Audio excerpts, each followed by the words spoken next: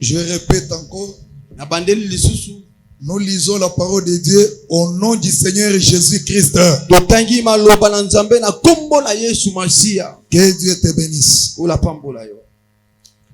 Jésus reprit la parole et dit: un homme descendait de Jérusalem à Jéricho. Il tomba au milieu des brigands qui le dépouillèrent, le chargèrent de coups et s'en allèrent le laissant à demi-mort. Un sacrificateur qui par hasard descendait par le même chemin, ayant vu cet homme passa outre. Un lévite qui arriva aussi dans ce même lieu, l'ayant vu passa outre. Mais un Samaritain qui voyageait, étant venu là, fut ému de compassion lorsqu'il le vit. Il s'approcha, banda ses plaies, en y versant de l'huile et du vin. Puis il le mit sur sa propre monture, le conduisit à une hôtellerie et prit soin de lui. Le lendemain, il tira 2 deniers, les donna à l'hôte et dit: aie soin de lui. Et ce que tu dépenseras de plus, je te le rendrai en mon retour. Parole du Seigneur. Veuillez vous asseoir.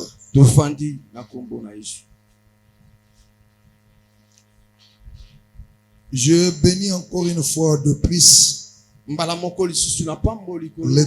notre Dieu pour la grâce qu'il nous offre. Il nous a prêté vie. Et toute la semaine nous avons été là. Il a estimé nécessaire que ce matin nous soyons encore là. Dormir et se réveiller n'est pas une habitude, mais c'est une grâce en provenance de Dieu. Amen. Je dis merci à mon père, pasteur Denis, toujours pour cette marque de confiance qu'il ne cesse de nous témoigner chaque fois. Je remercie tous les hommes de Dieu. Ils sont là. Ils ont aussi accepté que nous puissions partager la parole ce matin. Bien-aimés dans le Seigneur, avant de passer à la parole de ce matin, je préfère donner un témoignage. Je pense que le dimanche passé, c'était le matin lorsque j'ai eu un coup de fil de mon père. Pasteur Denis m'appelle si j'étais dispo pour que je puisse venir intervenir toute la semaine ici. Je lui avais donné mon aval. Et le lundi, vers 17h, j'ai piqué une crise. Le lundi, vers 17h, j'ai piqué une crise. Il n'y avait pas moyen même de me tenir debout. Je suis allé dormir vers 18h. J'avais une très forte fièvre. Et toute la nuit, c'était comme ça. Je me suis réveillé le matin, le mardi. J'avais une forte fièvre. Et j'avais les douleurs partout. Je me suis dit, Seigneur, Mais qu'est-ce qui se passe? J'ai déjà pris un programme pour aller te servir. Mais qu'est-ce qui m'arrive? Je sais que toi, tu es au-dessus de la maladie. C'est que moi je sais et que j'ai déjà pris l'engagement. Qu'il pleuve ou qu'il neige, le soir je vais te servir. Et mon épouse qui me dit, est-ce que tu ne peux pas appeler pasteur? J'ai dit je ne le ferai pas. J'ai confiance en mon Dieu. Si ce Dieu-là a vaincu la mort, à combien plus forte raison une petite maladie? Le Dieu que je sers est un Dieu de miracles et de prodiges. Moi je suis sûr et certain que le soir d'aujourd'hui, je me tiendrai devant la chair. Je me tiendrai devant la chair et je prêcherai. Parce que mon Dieu est fidèle. Bien-aimé, je suis resté comme ça. J'ai observé la journée. Et vers 16h, je me suis rétabli. Et même la fièvre m'a quitté. Et le mardi, quand je suis venu ici, je suis intervenu. Et personne parmi vous n'avait l'idée que j'étais malade. C'est pourquoi je te dis que notre Dieu est un Dieu capable de tout. Il est le Dieu qui guérit les maladies. Il est le Dieu qui délivre les possédés. Il est le Dieu qui ressuscite les morts. Il est le Dieu capable de sauver. Seulement si tu as la foi, tu verras la gloire de Dieu. Parce que notre Dieu agit toujours à partir de la foi. Mais ce matin, je vais te parler du bon samaritain. Voilà notre thème. Le bon samaritain. Nous venons de faire la lecture de la parole. On nous présente l'histoire d'un homme. On nous dit qu'il y avait un homme. Cet homme séjournait à Jérusalem. Son domicile était Jérusalem. Sa demeure était Jérusalem. Cet homme était dans l'abondance. Il était en sécurité. Aucun jour il n'était tombé malade. Aucun jour le malheur ne lui est arrivé. Mais la Bible nous dit que cet homme a pris la décision de quitter Jérusalem et de descendre à Jéricho. La Bible est très précise là-dessus. Un homme descendit de Jérusalem à Jéricho. C'est-à-dire même sur le plan de l'emplacement. Jérusalem était bâti sur une montagne. Tandis que Jéricho était en bas. Et cet homme préfère quitter la montagne pour descendre en bas vers Jérusalem. Vers Jéricho. Chemin faisant, quand il descendait, il est tombé entre les mains des criminels. Et la Bible dit qu'il a été tabassé à mort. Il a été dépouillé. Ces criminels l'ont ravi tout. Cet homme est resté mais vide. Et il est tombé par terre à demi-mort. Pourquoi? Parce qu'il a quitté Jérusalem. Jérusalem est un lieu de sécurité. Les brigands n'accèdent pas à Jérusalem. Les criminels ne peuvent pas entrer à Jérusalem.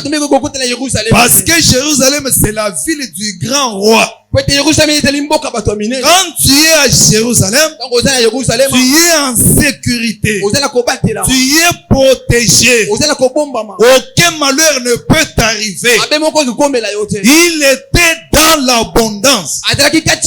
Mais un jour, lui-même a pris la décision. Sans qu'il soit conseillé, la décision venait de lui-même. De quitter le lieu de sécurité, le lieu de protection, pour descendre dans le lieu de l'insécurité.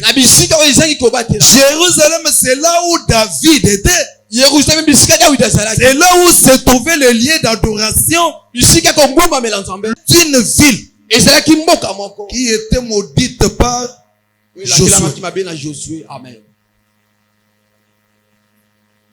Que Dieu te bénisse. Que Dieu te bénisse. Jérusalem en haut. Cet homme était placé en haut. Il était au sommet. Mais lui-même préfère quitter le haut vers le bas. C'est comme ça l'attitude de beaucoup de chrétiens aujourd'hui.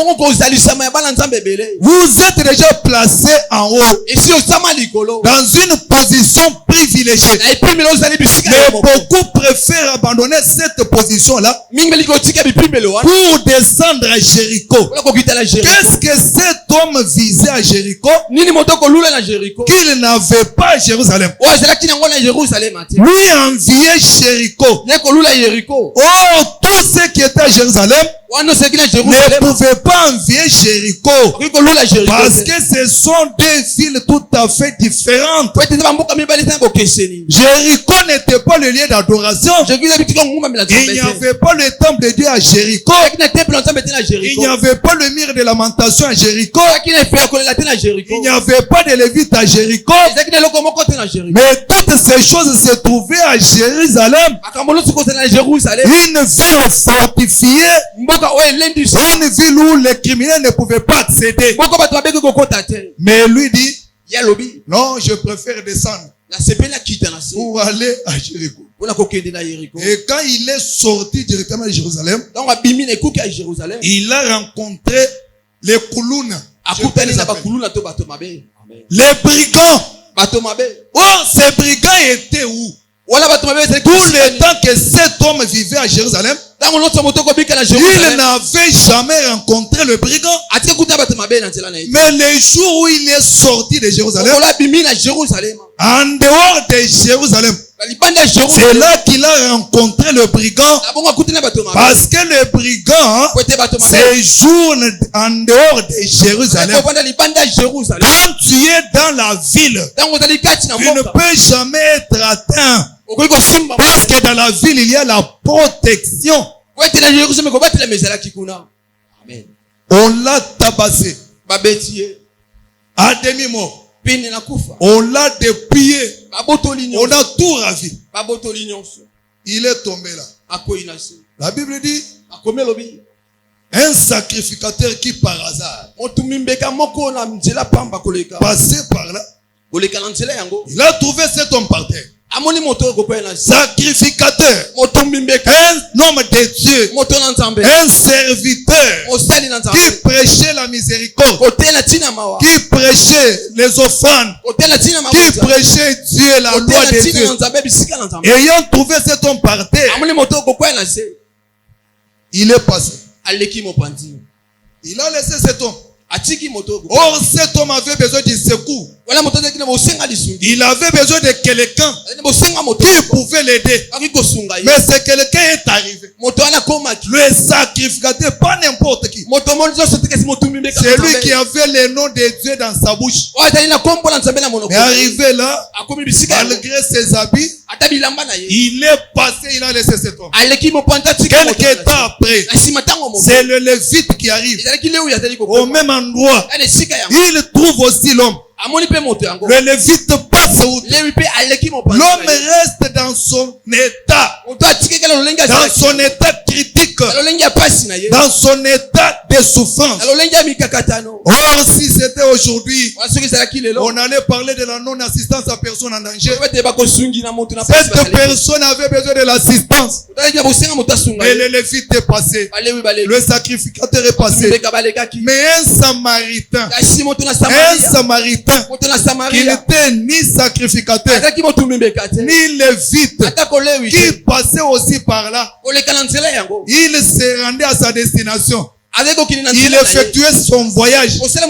Il n'était pas venu pour cet homme-là. Mais quand il a trouvé l'homme dans cet état-là, le Samaritain s'est dit, je ne peux pas passer. Je ne peux pas passer cet homme. Je dois faire quelque chose.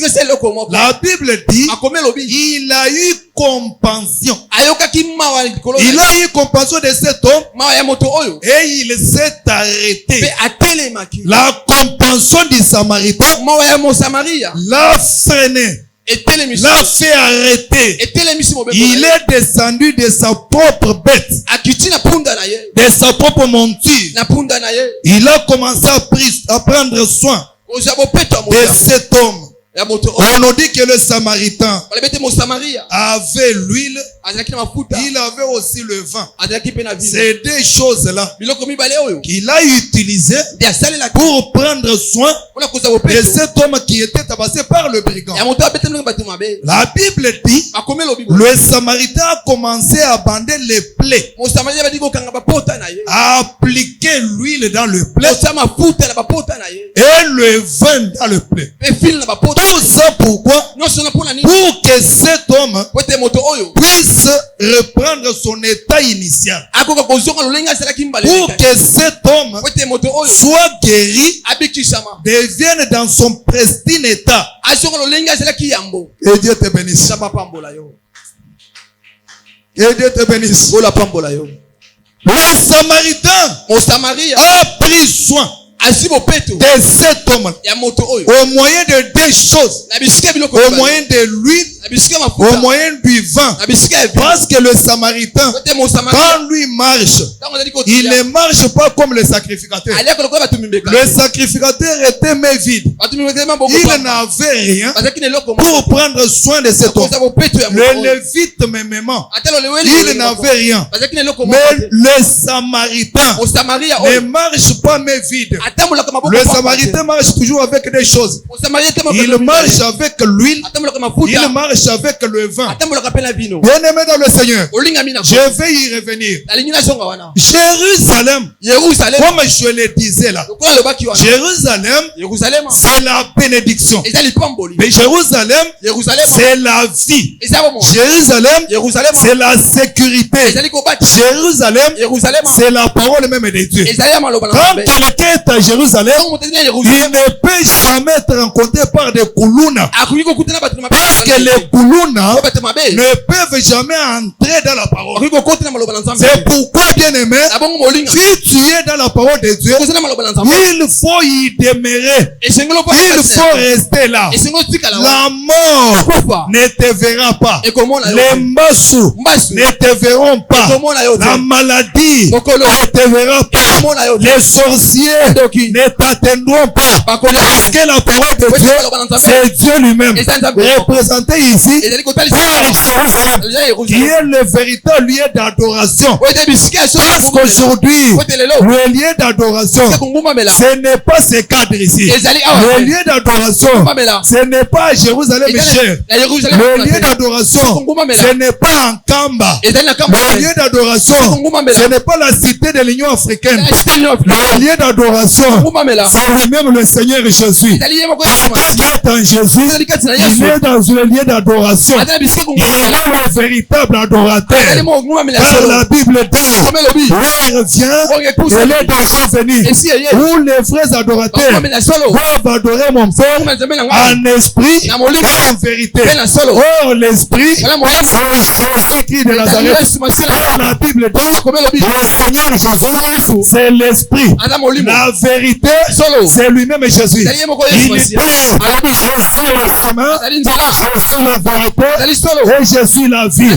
La véritable vérité, ce n'est pas le droit, ce n'est pas la géographie, ce n'est pas la médecine, ce n'est pas l'histoire. Ça, ce sont des sciences humaines. Les sciences des hommes pleines de contradictions. Ce n'est pas la physique, ce n'est pas la technologie, ce n'est pas l'économie, mais la vérité, c'est Jésus-Christ de Nazareth. Jésus-Christ de Nazareth, il était en face de Pilate. On lui dit, mais qu'est-ce que la vérité? Oh, Pilate demandait la vérité, alors que celui qui était en face de lui, c'est lui la vérité. Jésus-Christ est la vérité. Il est la vérité. Il est le chemin. Il est la vie. C'est lui-même le tabernacle par excellence. C'est lui le parvis. Le parvis, c'est le chemin. C'est lui le lieu saint. Le lieu saint, c'est la vérité. C'est lui le lieu très saint. Le lieu très saint, c'est la vie. Jésus-Christ de Nazareth. Quand tu es en lui, tu es protégé. C'est pourquoi la Bible dit, ils te feront la guerre, ils ne te vaincront pas. Pourquoi? Parce que celui qui est en nous est plus grand que celui qui est dans le monde. Quand tu es à Jérusalem, il faut les demeurer. Amen. Jérusalem, la cité du grand roi. La bénédiction. Ça signifie que cet homme était dans la bénédiction. Mais qui est cet homme? C'est-à-dire c'est Adam. Qui était dans l'abondance? Dans le jardin d'Éden. C'est Adam. C'est Adam. Il était le maître de la créature. Dans le monde des esprits, c'est Dieu qui était roi. Mais dans le monde physique, c'est l'homme qui était le gérant. Point barre. Dieu règne sur tout. Mais dans sa répartition des tâches, il a préféré régner sur les esprits et sur la terre. Il a placé l'homme créé à son image et selon sa semblance. C'est l'homme qui était le gérant de l'univers. Le diable n'a jamais baptisé les animaux. Les noms que les animaux portent aujourd'hui émanent de l'homme.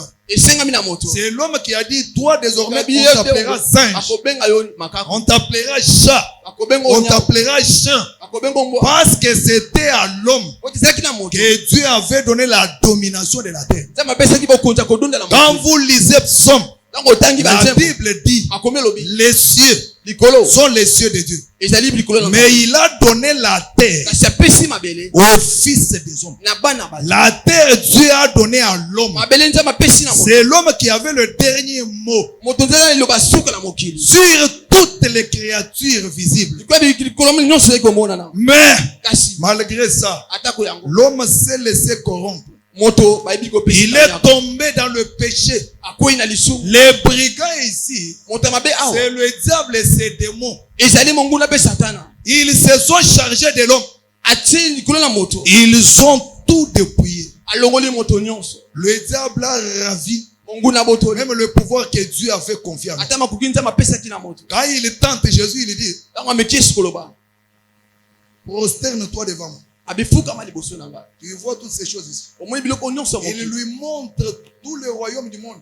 Il dit, toutes ces choses m'ont été données. Et si toi, tu te prosternes devant moi, je vais te les donner. Le diable reconnaît avoir reçu le pouvoir qu'il a. C'est quelqu'un. Il a reçu où? Un menteur, on va te mentir parce que tu ne mets pas au monde. Il est stérile. Il y a un chef quelque part. Il y a un maître soi-disant quelque part. En tout cas, lui, ça ne rate pas. Il suffit seulement d'arriver auprès de lui. Il va faire une petite cérémonie. En tout cas, 2 mois c'est beaucoup. 3 mois c'est beaucoup. Tu vas tomber enceinte. Moi je te dis que le diable n'a pas d'enfant à te donner. Il n'a pas d'argent à te donner. Viennent de Dieu. C'est Dieu qui donne des enfants. La richesse vient de Dieu. La Bible déclare, c'est la bénédiction de l'Éternel qui enrichit. La Bible ne me dit pas que c'est un esprit qui enrichit. C'est un maître, quelqu'un qui enrichit. C'est la bénédiction de l'Éternel qui enrichit. Et il ne l'a fait suivre aucun chagrin. Qu'est-ce que cela veut dire? Même si aujourd'hui les choses ne semblent pas marcher, même si aujourd'hui tu n'as pas d'enfant, accroche-toi au Créateur. Accroche-toi à Jésus. Et j'aimerais te dire, de révéler même une chose. Toutes les femmes dans la Bible qui avaient conçu avec difficulté, avaient mis au monde des héros. Je répète encore, toutes les femmes qui étaient restées longtemps dans la stérilité et qui avaient vécu la puissance de la main de Dieu, avaient toujours donné naissance aux héros. Quand nous prenons Sarah, une femme qui avait atteint l'âge de la ménopause 2 fois, cette femme selon des hommes ne pouvait pas concevoir, mais par la puissance de Dieu, parce que son mari a reçu Dieu chez lui, Dieu a laissé une promesse. Il a dit à Abraham, je te l'ai dit, l'année prochaine, à cette même époque, Sarah, ta femme, sera enceinte. Elle donnera naissance à un fils. Là où Sarah était, elle ne pouvait pas accepter.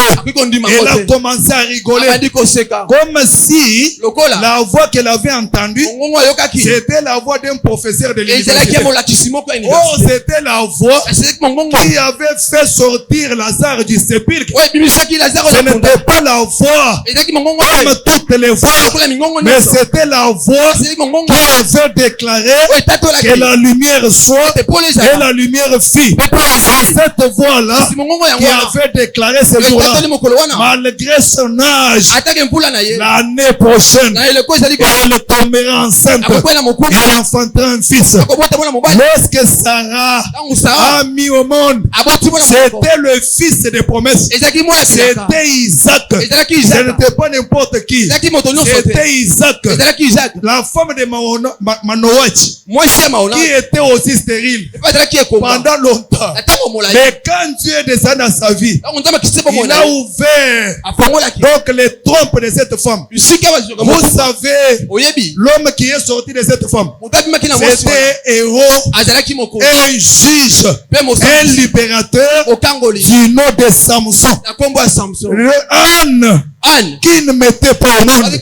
Quand Dieu a opéré le miracle dans sa vie, il a donné naissance à Samuel. Elisabeth a donné naissance à Jean-Baptiste. Je parle à quelqu'un, un enfant de Dieu qui a vécu longtemps dans cette situation-là. Je te dis, derrière cette situation, Dieu t'a réservé une surprise agréable. Cela étonnera le monde. Ce que Dieu fera dans ta vie étonnera le monde, parce que notre Dieu est un Dieu de miracles. Tout ce qu'il fait, bien-aimé dans le Seigneur, dépasse l'intelligence des hommes. Tout ce que Dieu fait dépasse l'intelligence des hommes.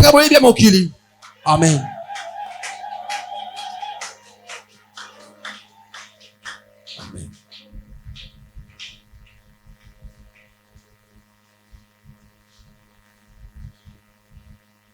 Le diable l'a dépouillé. C'est la situation de toute l'humanité. Elle disait que cet homme c'est Adam. Adam c'est notre ancêtre. Ça signifie que cet homme représente l'état de l'humanité avant la venue du bon samaritain.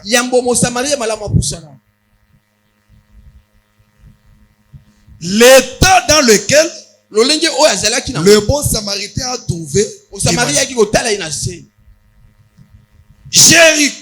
Jéricho. C'est l'image du monde. C'est la malédiction. C'est la déception. C'est la mort. Ce sont des blocages. Des maladies incurables. Cela est représenté par Jéricho. Mais cet homme, quand il a quitté Jérusalem vers Jéricho, sur ces chemins-là, Jérusalem était en haut. Quand quelqu'un il est en haut, quand quelqu'un perd Jésus, il descend. C'est un déclin, un recul. Que Dieu nous bénisse. C'est l'humanité qui était tombée sous la malédiction à cause du péché. À cause du péché, l'homme est devenu la proie de Satan. Nous avons commencé à vivre des maladies héréditaires, des blocages de toutes parts.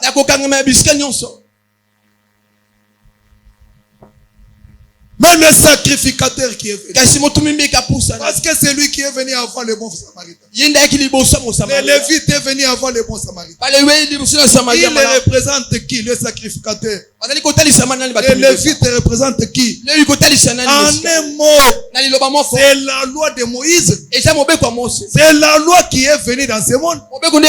En Israël, à cette époque-là, Dieu s'est choisi d'un peuple. Et à ce peuple, il a donné la loi. Et c'était ce peuple-là seulement qui était considéré comme peuple de Dieu. Avec la loi. Non, nous sommes peuple de Dieu. Nous sommes un peuple mis à part. Non, nous ne sommes pas comme les nations. À cause de la loi.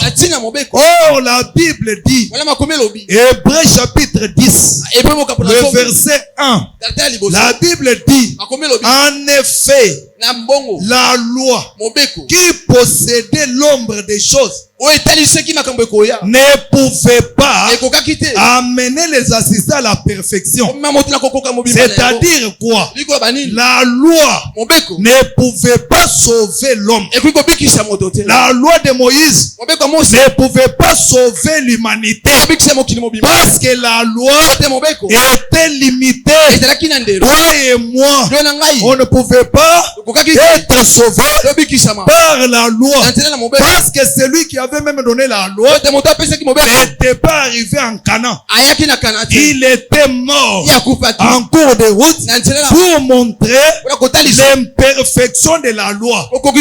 La loi ne pouvait pas nous amener au salut.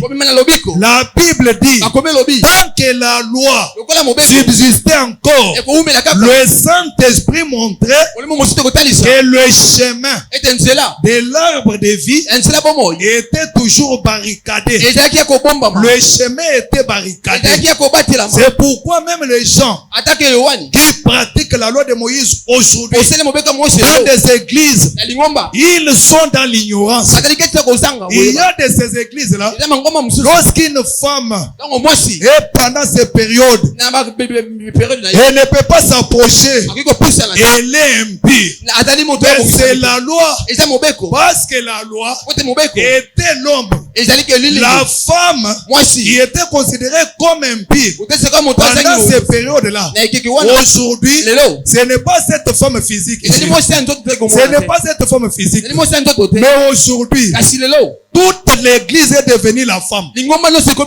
On perd le sang quand on perd le sang lorsqu'on pêche. Quand quelqu'un pêche actuellement, c'est celui-là qui est considéré comme impur. Il ne peut pas entrer dans le camp à cause de son impureté. Cette impureté aujourd'hui, c'est le péché. Donc ce qui se faisait dans la loi, c'était l'ombre. En tout cas, ça c'est le jour de sabbat. Ces jours ici, même les bétails ne peuvent pas sortir. En tout cas, ça c'est la fête de... Nous allons célébrer la fête de Pentecôte, la fête des tabernacles, la fête des moissons, la fête des Pâques. Oui, c'était célébré à des dates précises. Dans l'épître de Paul aux Colossiens, il dit ceci, que personne ne vous juge au sujet d'une fête, au sujet de la nouvelle ligne. Car ces choses-là n'était que l'ombre des choses à venir. Mais leur accomplissement se trouve en Jésus. Quand on parlait de la fête des Pâques, on parlait de la fête des tabernacles, on parlait de la fête des sabbats. Le sabbat là, c'était l'ombre d'un homme. La Pâque là, c'était l'ombre d'un homme. Parce que ce qui faisait la force de la Pâque, c'était l'agneau.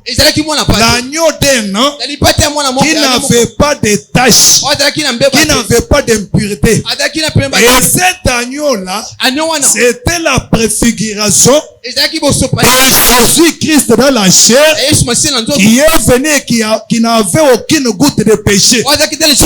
C'est pourquoi la Bible dit, Christ notre Pâque a été immolé. Oh, ce matin, quand je suis en train de prêcher, et ouais, nous sommes en train de célébrer la Pâque. Nous sommes en train de célébrer la Pâque. La Pâque, l'agneau, c'est la parole que je te prêche ici. C'est la fête de Pâques. Parce que pendant cette fête, il y a la délivrance qui s'opère. Pendant cette fête, il y a la guérison qui s'opère. Pendant cette fête, les gens sont bénis. Parce qu'il y a l'agneau. L'agneau d'un an. Amen.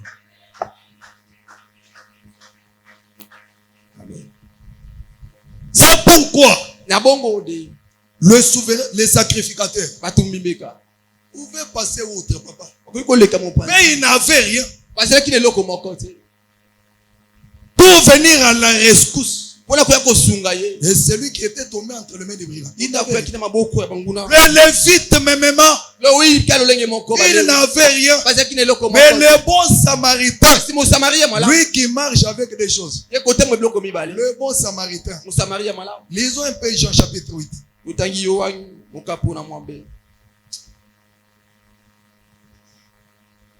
Je saute beaucoup de choses là.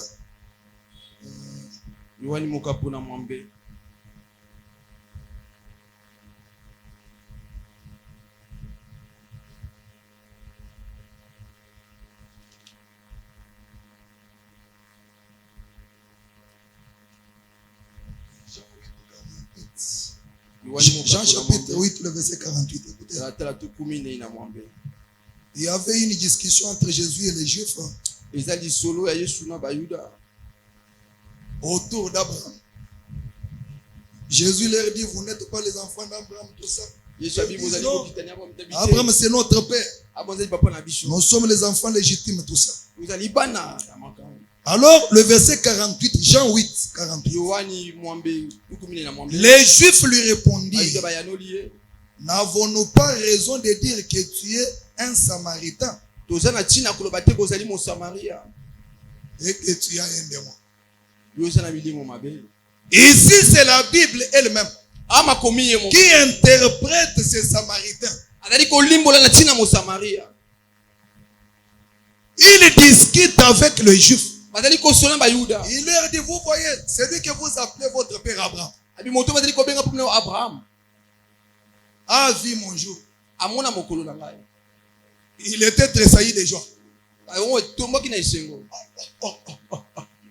Toi qui n'as même pas encore 50 ans, tu prétends avoir vu Abraham. N'avons-nous pas raison de dire que tu es un Samaritain et que tu as un démon? Parce que les Juifs considéraient que les Samaritains sont des démoniaques. Et Dieu te bénisse. Les Samaritains ont des démons. Mais vous qui n'avez pas de démons, vous qui avez Dieu, vous trouvez quelqu'un dans le besoin, vous le laissez, vous l'abandonnez. Mais vous dites que vous avez Dieu. Quel est ce Dieu-là que vous confessez? Un Dieu mal compris. Car la Bible dit, c'est lui qui haït son frère, mais qui se dit qu'il aime Dieu. C'est un qui? Un menteur. Comment tu peux aimer Dieu invisible au moment où ton prochain qui est visible, tu n'arrives pas à l'aimer? C'est ça la vie des chrétiens dans les églises. J'ai épousé Jésus. Je connais Jésus. Mais Jésus, si tu connaissais Jésus, tu allais pratiquer l'amour. Est-ce qu'il y a l'amour dans les églises? C'est seulement des sectes, des groupuscules, selon les dialectes, selon les tribus. Il est d'où? Est-ce qu'il est de ma tribu? Il est de ma province. Il s'appelle comment? Écoutez, si c'est dans cette vie que nous restons en Christ, nous sommes le plus malheureux de tous les hommes. Jésus est venu pour détruire le mur de séparation afin de prendre le loup et le chacal et la chèvre, les mettre ensemble. Parce que dans l'arche de Noé, il n'y avait pas que des brebis, il n'y avait pas que des chèvres, mais il y avait aussi des lions, il y avait des léopards. Les léopards et la chèvre étaient ensemble. Les léopards n'ont pas dévoré la chèvre parce qu'ils étaient tous dans l'arche de Noé. Or, la véritable arche de Noé, c'est Jésus-Christ de Nazareth. Si nous sommes réellement en Jésus, il n'y a pas de Bakwa, il n'y a pas de Pena, il n'y a pas de Baswahili, il n'y a pas de Baluba, il n'y a pas de Bakongo, il n'y a pas de Bakambelembele.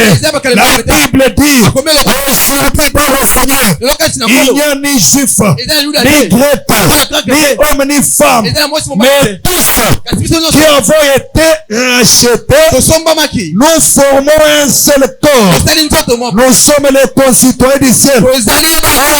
Mon frère Landry, au son de la dernière trompette, nous partirons ensemble. Nous partirons ensemble. Nous partirons ensemble. Ce qui nous donnera l'occasion de partir ensemble, c'est parce que nous ne sommes pas. Ce n'est pas parce que nous sommes de la même province. Ce n'est pas parce que nous avons tous étudié. Mais parce que nous avons été rachetés au moyen des mêmes sangs, au moyen des mêmes hommes, au moyen des mêmes noms, qui est le nom de Jésus. La Bible dit à tous ceux qui l'ont reçu, à ceux qui ont crié en son nom, il leur a donné le pouvoir, non pas de devenir des aides, il leur a donné le pouvoir de devenir enfants de Dieu, lesquels sont nés de la volonté de la chair, de la volonté de l'homme et de la volonté de Dieu. Or, la volonté de Dieu, c'est la parole de Dieu. Nous sommes nés de la parole et nous formons un seul corps. Aujourd'hui, je suis au sein de la bonne sémence. Je suis chez moi. Je pense comme je fais. Je suis chez moi. Je suis chez moi. Pasteur Denis, c'est ton pasteur. C'est mon pasteur à moi. Je suis fier. Quand toi tu t'approches de lui, il est fier. Moi également, quand je suis en face de lui, je suis fier. Même si j'avais un problème, je suis auprès de mon Père. Je suis dans mon église. Je suis au milieu de mes frères et sœurs. La Bible dit, il est agréable pour les frères de demeurer ensemble. Parce que le bon samaritain est venu, il s'est chargé de nous. Nous qui étions tombés sous la malédiction, nous étions morts. Le bon samaritain, il est venu, il ne pouvait pas se maintenir. Il a quitté sa propre monture. C'est très profond. Il n'était pas venu pour toi, pour moi. Quelqu'un qui effectuait son voyage, mais il a changé son calendrier. Ça s'appelle quoi? Ça s'appelle en un mot la grâce. C'est la grâce. On dit il a eu compassion. Ce qui manquait le sacrificateur, c'était la compassion. Ce qui manquait le lévite, c'est la compassion. Mais le bon samaritain, il avait la compassion. Il a regardé cet homme. Il a été touché. Il dit non, je ne peux pas passer. Il s'est arrêté. Il avait l'huile. Il a commencé à appliquer. Il a pris le vin. Vous savez dans la Bible, l'huile a plusieurs significations. Selon les contextes. Quand on parle par exemple de l'huile conversée sur les sacrificateurs ou sur le roi, là l'huile représente l'onction. Ça représente l'onction du Saint-Esprit. Mais lorsqu'on parle de l'huile qu'on appliquait pour guérir les plaies, là on ne parle pas de l'huile de l'onction. Là l'huile prend une autre forme, une autre signification. Quand vous prenez Esther, on dit qu'avant de la présenter devant le roi Assuérus, elle était d'abord placée quelque part pour être préparée pendant 12 mois. Et ces 12 mois étaient répartis en deux périodes. 6 mois, 6 mois.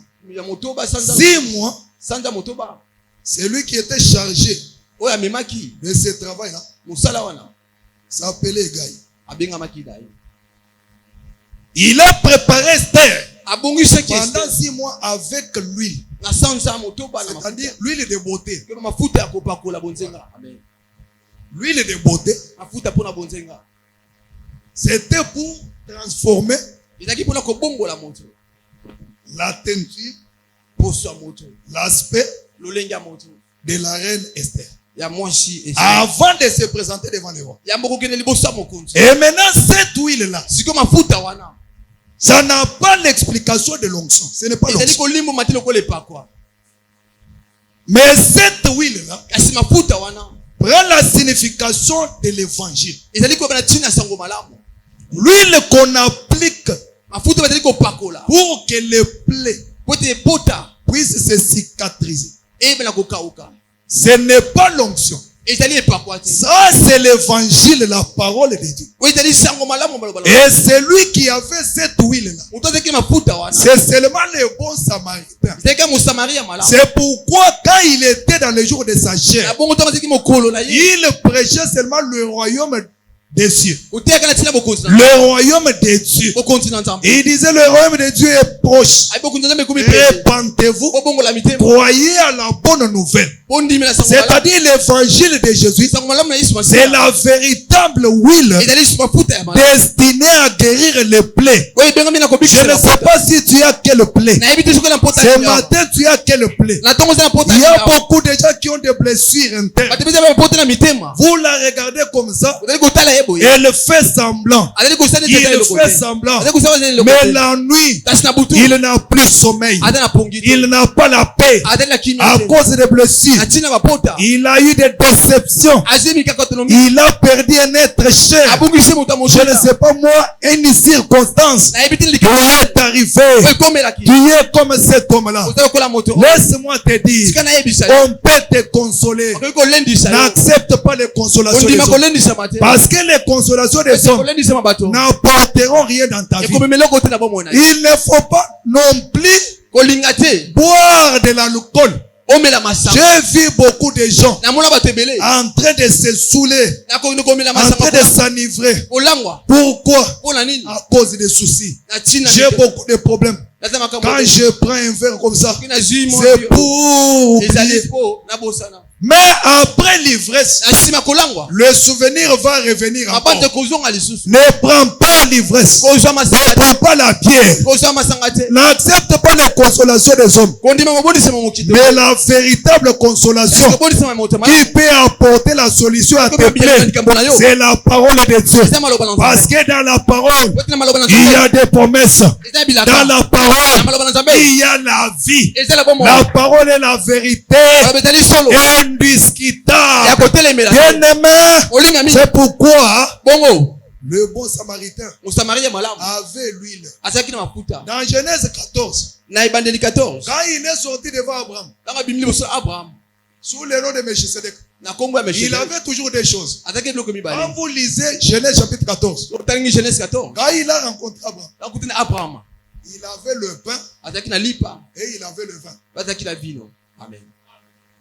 Il ne marche pas, mais vite. Il a le pain, il a le vin. Devant cet homme, le pain a été remplacé par l'huile.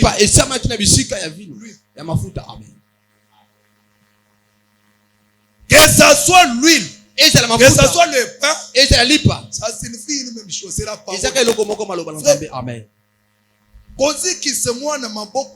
Amen. Cet enfant n'abandonne pas dans le vol. Cet enfant n'abandonne pas le vol. Cet enfant me casse la tête. Bien-aimé, tout ce que tu peux faire, ça sera une peine perdue. Mais la délivrance véritable vient de la parole de Dieu. Ne cherche pas midi à 14h pour faire que ton enfant change. Tu as un mari, te dit. J'ai toujours conseillé des femmes mariées. Il ne faut pas détruire ton mariage à cause du comportement de ton mari. Bien-aimé dans le Seigneur, ce n'est pas une solution. Mais moi je te dis, c'est lui qui t'avait donné ce mari-là.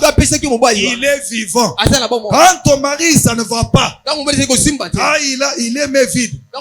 Il devient sérieux. Ça, c'est le comportement de beaucoup d'hommes. Il n'a rien, il devient sérieux. Là, il est à la maison. À tout moment. Mais dès que $200 tombent là, Madame, et jusqu'à cette heure, non, on avait réunion. Réunion te. Akei kobuka mukua. Il y a $200. Azozela esila. Zamba sala penza. En tout cas, tout roy. Ce qui a payé bon, tu consommes congélateur. Mais à où tu payes $300. Ok, c'est l'union. Maman, si tu es un homme pareil, ne détruis pas le mariage. Tourne le regard comme Ézéchias contre le mur. Mais Seigneur, le mariage vient de toi. C'est toi qui as institué le mariage. C'est toi qui m'as donné cet homme. Mais pourquoi ça? S'il y a une main noire derrière le comportement de mon homme ici, Seigneur, j'aimerais que tu interviennes, que tu brises cette main noire, que mon homme soit libéré, que mon mari soit libéré. C'est ton mari qui sait Notre Dieu exauce la prière de tous ceux qui comptent sur lui. La Bible dit, tout ce que vous demanderez avec foi, par la prière, croyez que vous l'avez déjà reçu. Et vous le verrez s'accomplir. Il verra un jour, la délivrance entrera dans ton foyer. Ne cède pas. Ne donne pas accès aux arbres. Amen. D'autres sont des combats. D'autres comportements sont des combats. La parole de Dieu est capable. Il a commencé à prendre soin. Il avait l'huile. Mais il avait aussi le vin. Le vin, c'est quoi? Salomon dit, on fait le repas pour se divertir. Le vin rend la vie joyeuse. C'est le verset qui a écoulé beaucoup de chrétiens qui n'ont pas la connaissance. Tu vois, même la Bible dit, le vin rend la vie joyeuse. Frère, moi, pour être dans la joie, je dois prendre le vin. Il fait un miracle. Son tout premier. C'était quoi? Il a changé l'eau. Au monité, même lui était un buveur de vin. C'est quel vin? Fabriqué dans des laboratoires. Les vins qu'on nous vend là.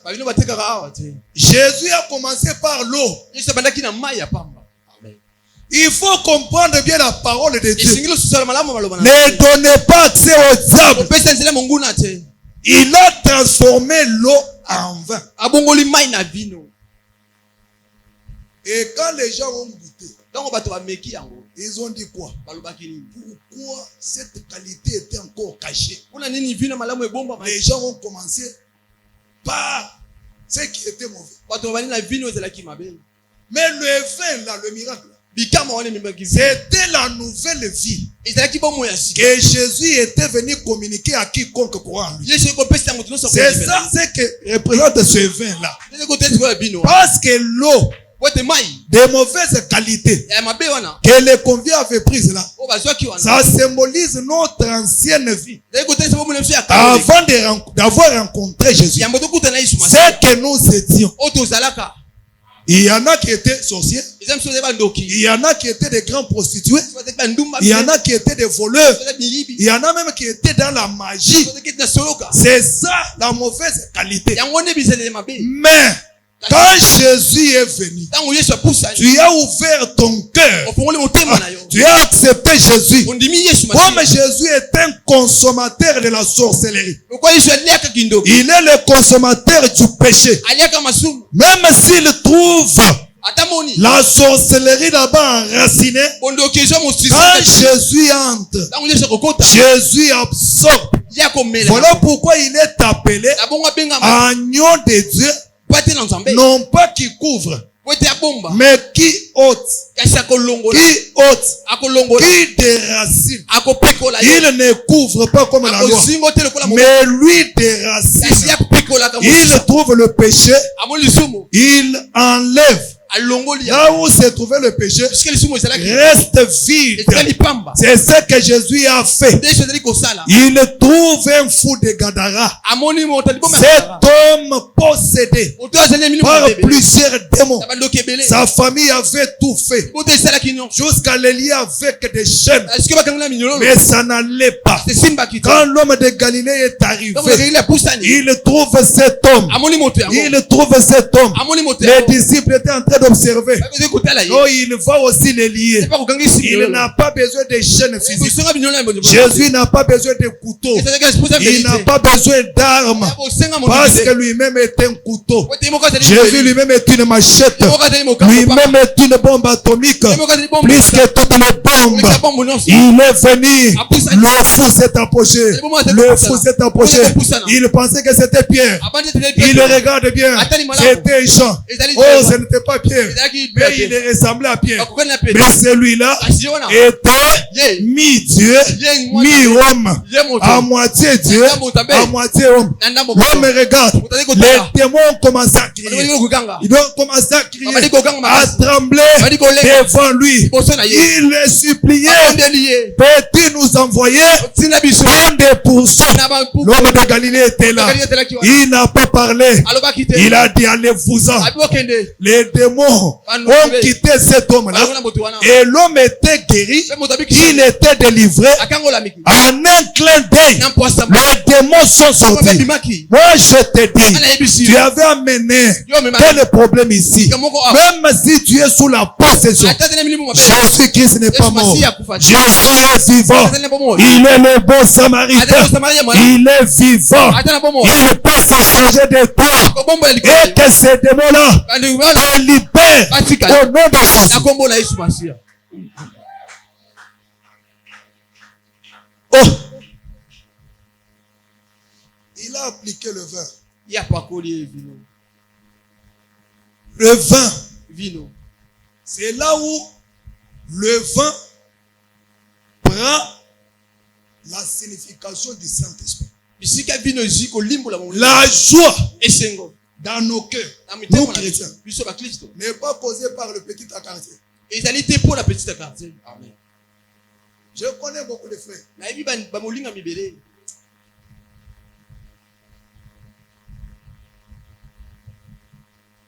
On m'a envoyé une image là. Un blanc qui s'est fait passer pour un pasteur. Il avait une petite bouteille de la bière. Il a pris un copal là. Il enlève le copal. Maintenant dans le verre, il a mis de l'eau. Mon frère, tu crains qui?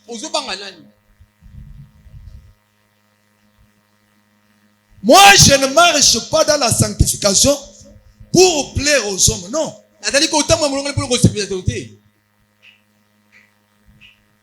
Je ne pratique pas la parole de Dieu par crainte d'un frère ou d'un pasteur. Non. Mais je l'ai fait. À cause de ma nature d'enfant de Dieu. Et je marche comme ça. Parce que je sais que celui que je crains là est un Dieu omnipotent. Il est le Dieu omniscient. Il est le Dieu omniprésent. Même si je suis seul aux toilettes, je ne suis pas seul. Il est là. Même si je suis à la douche, je ne suis pas seul. Je suis là. Même si je suis au campus, je ne suis pas seul. Il est avec moi. Alors je ne peux pas faire ça à cause de l'honneur, à cause de la gloire de celui qui s'est donné à la croix pour moi.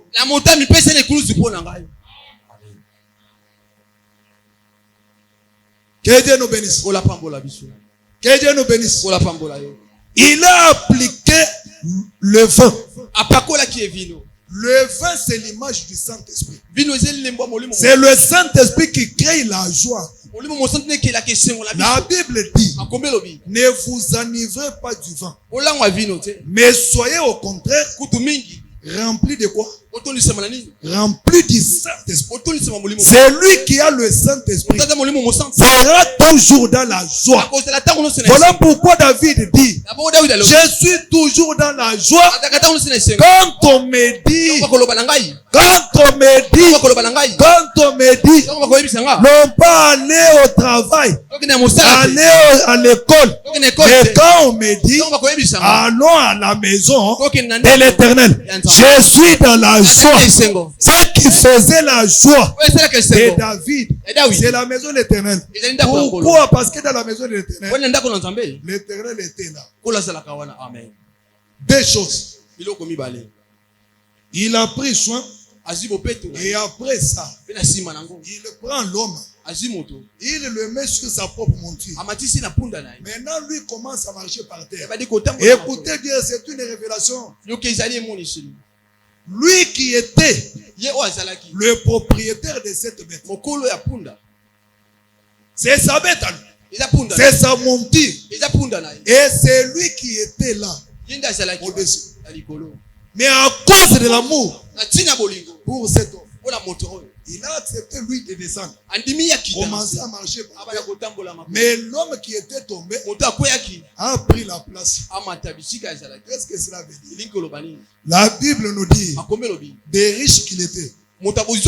Des riches qu'il était. Il s'est fait pauvre pour nous enrichir.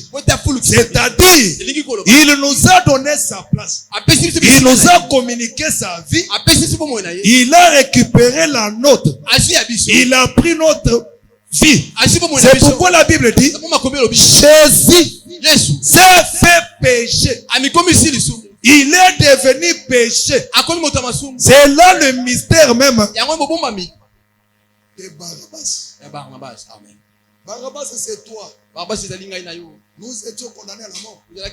Mais lui a accepté de prendre notre place pour que nous soyons sauvés. C'est ce qu'il a fait avec cet homme. Je vais chuter. Je ne parle pas de la suite. Comment est-ce qu'il est allé vers le haut, tout ça. Mais j'aimerais aussi te dire que c'est des choses-là que le Samaritain détient. Ce sont les deux promesses. Ce sont les deux promesses. C'est pourquoi partout où il marchait, quand il faisait le miracle comme ça, il y avait des prophètes qui apparaissaient. Il y avait Moïse, il y avait Élie. Or Moïse, c'est un prophète que vous connaissez, un libérateur. Un libérateur qui a libéré Israël. Mais Moïse a connu la mort physique. Il a connu la mort physique. Lui n'a pas été enlevé. Si bien qu'on n'a pas vu son sépulcre. Mais quand même la Bible nous enseigne que Moïse est mort et Dieu l'a enterré. Tandis qu'Élie, lui n'était pas le libérateur, mais il était le restaurateur. Mais tous les deux sont des prophètes. Mais chacun avait une mission. Moïse avait la mission de libérer, tandis qu'Élie avait la mission de restaurer l'autel. Vous comprenez? Et maintenant, Élie, lui, n'avait pas connu la mort physique. Lui a été enlevé. Je crois vous l'avoir déjà prêché ici. Il a été enlevé. Mais sur la montagne de transfiguration, on voit ces deux prophètes apparaître à côté du bon Samaritain. Le bon Samaritain. On voit Moïse, on voit Élie. Pierre, c'est père. Pierre, il se perd. Abungi. C'est ça, non? Oh, je connais aussi les Lingala. Il se perd. Il dit, Seigneur, nous allons dresser 3 tentes. Une tente pour toi, une pour Moïse, une autre pour Élie. Comme il parlait ainsi, Élie et Moïse ont fait quoi? Ils ont disparu. L'homme de Galilée, c'était un grand enseignement. Écoutez, Moïse, c'est une bénédiction. Élie, c'est une bénédiction. Moïse est une promesse. Tandis qu'Élie est aussi une bénédiction. Les deux promesses. Une promesse liée au siècle présent. Et une autre promesse liée au siècle à venir. Lisons Timothée. Comprendre bien ce que j'ai dit là. Vous comprenez que non, il faut s'attacher à l'homme, au bon Samaritain. 1 Timothée 4.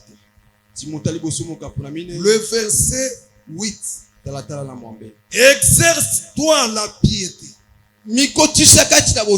Car l'exercice corporel est utile à peu de choses. Tandis que la piété est utile à tout. ayant la promesse de la vie présente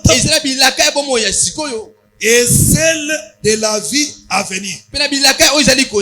Amen. Exerce-toi à la piété.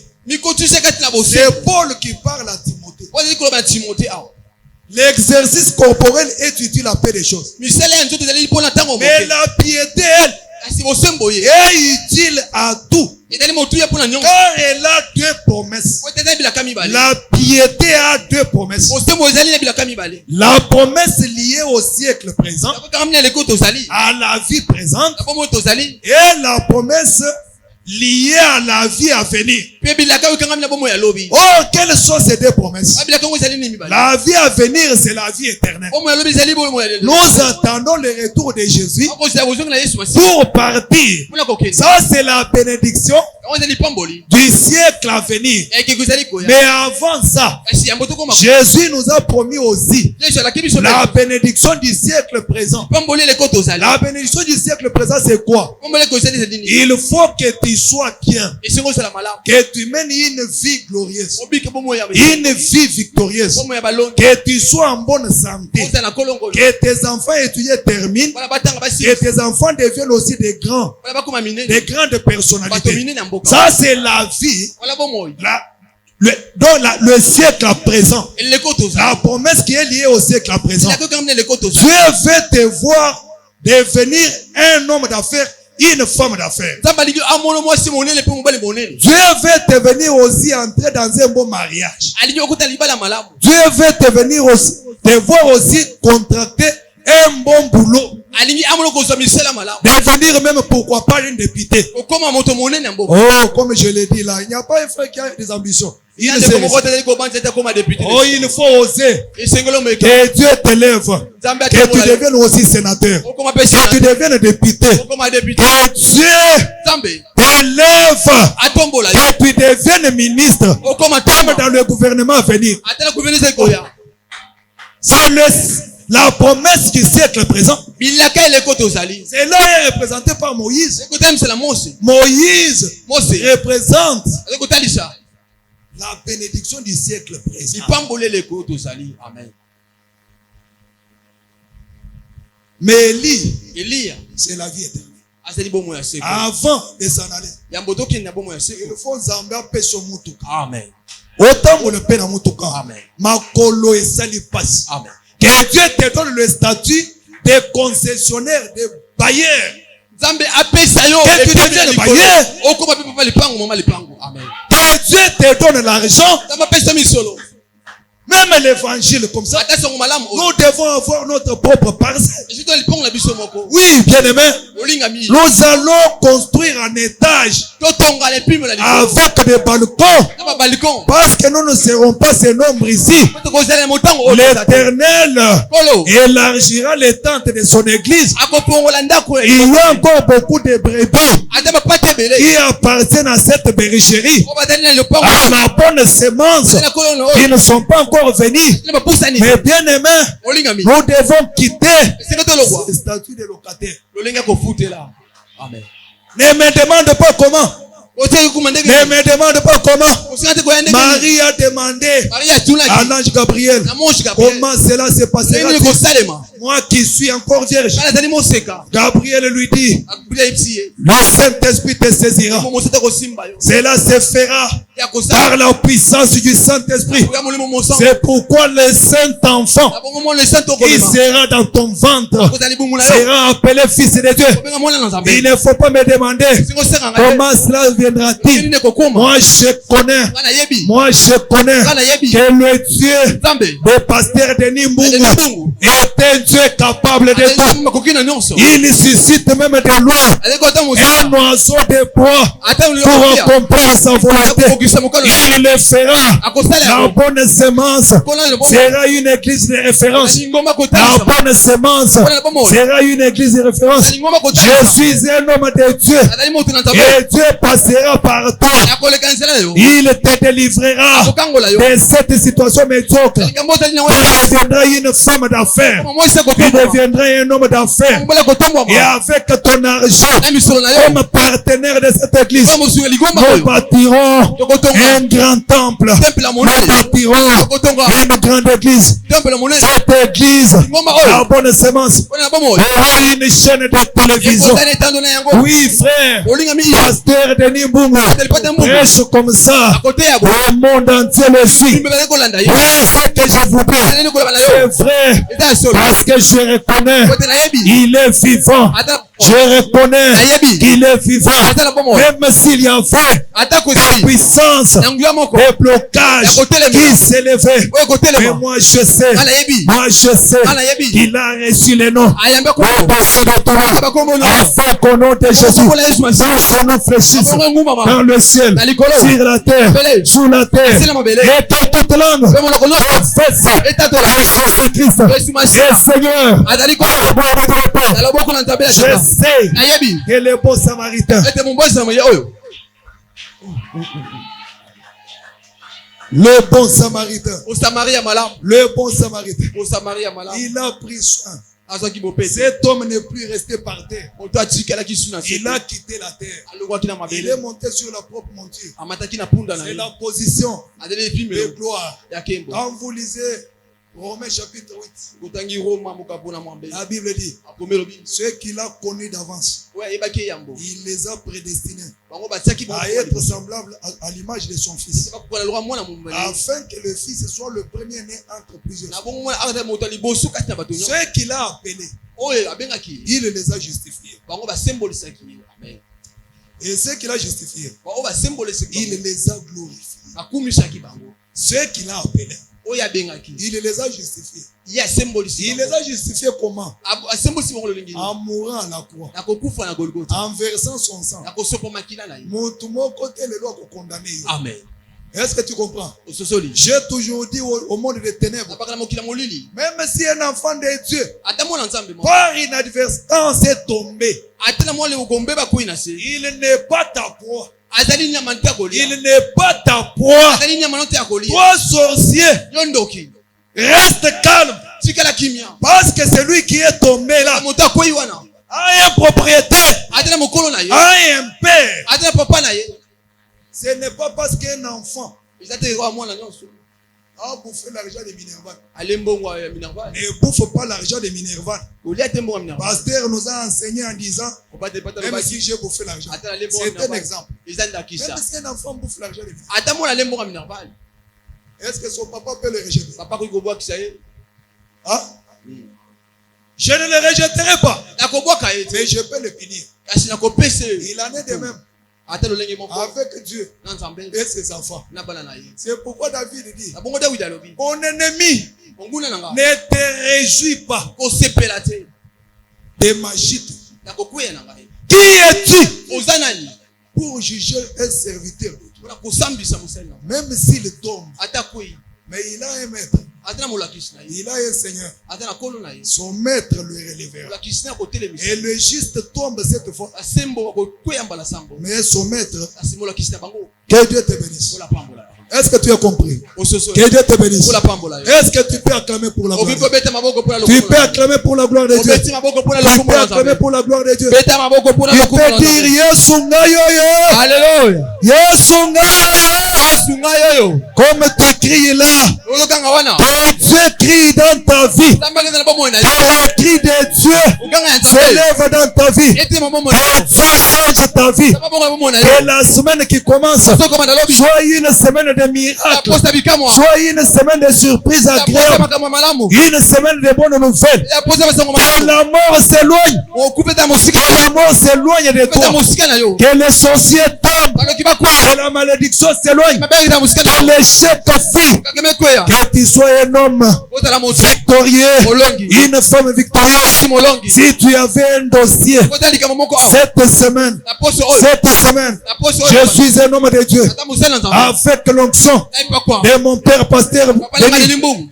Cette semaine, je prophétise sur ta vie. Si tu avais un dossier, Dieu va opérer un miracle dans ta vie. Et tu vas croire, tu vas comprendre entendre que je suis un homme de Dieu. Je prophétise. C'est ce que Dieu m'a dit. Cette semaine, il y aura des grandes portes de bénédiction qui vont s'ouvrir pour vous. Et dans cette église, il y aura des témoignages. Il y aura des témoignages. Il y aura des témoignages. Cette semaine, c'est pour clôturer le mois. Mais Dieu te visitera. Tu auras une surprise agréable. Que Dieu te bénisse. Seigneur Dieu Tout-Puissant, je te dis merci. Toi qui m'as envoyé ce matin, tu as mis tes paroles dans ma bouche et tu m'as dit de proclamer cette bonne nouvelle sur le bon Samaritain. Tu es le bon Samaritain. L'homme qui a abandonné sa propre monture au bénéfice de celui qui était tombé entre les mains des brigands. Merci pour cette parole. Je demande que tu la confirmes dans la vie de mon frère, dans la vie de ma soeur, dans la vie de ce papa, cette maman, dans la vie de tes serviteurs. Que tu prennes soin de tout et chacun. Tout celui qui était tombé d'une manière ou d'une autre entre les mains des brigands, qui sont, Seigneur, les démons, que tu prennes soin de lui, que tu puisses, Père, lui donner une vie nouvelle. Même si les choses ne marchent pas, je ne sais pas moi quelle parole négative a été édictée, a été prononcée, quelle puissance, quelle main noire, cela ne me concerne pas. Mais ce que je sais est que quiconque invoque ton nom, il sera sauvé. Voilà pourquoi je proclame la guérison dans la vie de ce peuple. Au nom de Jésus, ceux qui étaient venus malades, qu'ils soient guéris. Au nom de Jésus, quel que soit la source de cette maladie, que celui qui était venu avec un problème, même si ce problème était resté à la maison, quel que soit le nombre de jours, je proclame la solution. Je proclame le miracle. Au nom de Jésus. Au nom de Jésus. Ouvre, Seigneur, les portes de bénédiction. Que cette semaine qui commence soit une semaine de bonnes nouvelles pour ce peuple. Une semaine de surprise agréable. Seigneur, que les choses marchent. Au nom de Jésus, je chasse l'esprit des morts. J'annule tout le plan du monde des ténèbres. Tout ce que l'ennemi avait préconisé. Tout ce qu'il avait mis en place pour détruire leur vie, pour leur causer du préjudice, que cela soit annulé sans effet. Au nom de Jésus. Au nom de Jésus. La Bible déclare, vous verrez de nouveau la différence entre celui qui sert Dieu et celui qui ne le sert pas, entre le juste et le méchant. Mais une ligne de démarcation entre la vie de ceux qui t'appartiennent et ceux qui ne t'appartiennent pas. Qu'ils soient protégés, qu'ils soient invisibles. Toi, la véritable Jérusalem, le lieu de protection, selon qu'il est écrit, notre Dieu est une muraille de protection autour de nous. Sois béni, sois glorifié. Bénis l'église tout entière. Au nom de Jésus. Amen. Est-ce qu'on peut acclamer pour la gloire?